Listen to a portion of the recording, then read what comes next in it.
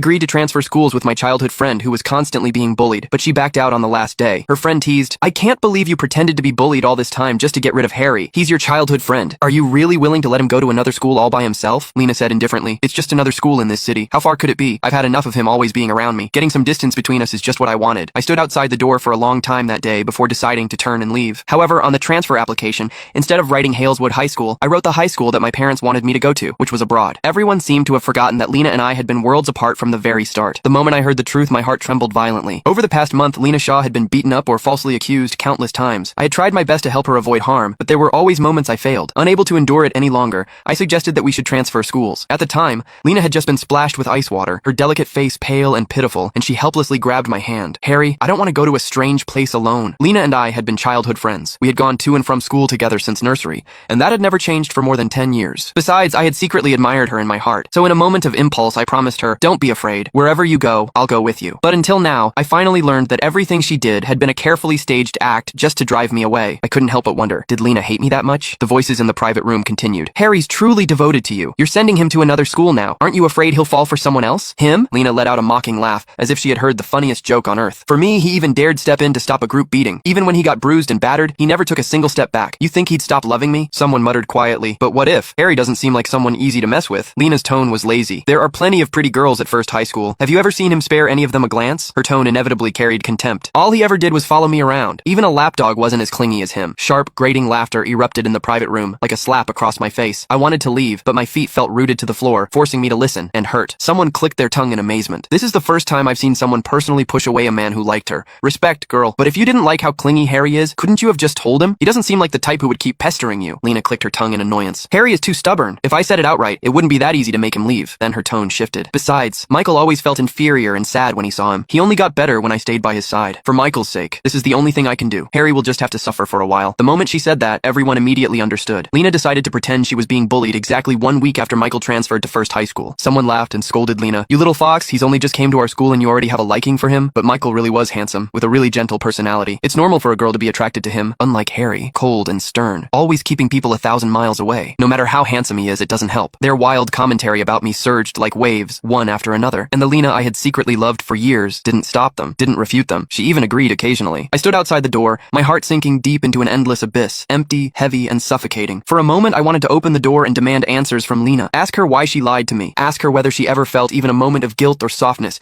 watching me get beaten while protecting her. Ask her if she ever thought about our more than 10 years of friendship before doing all this. But in the end, my mother's voice echoed in my ears. "Don't do unnecessary things.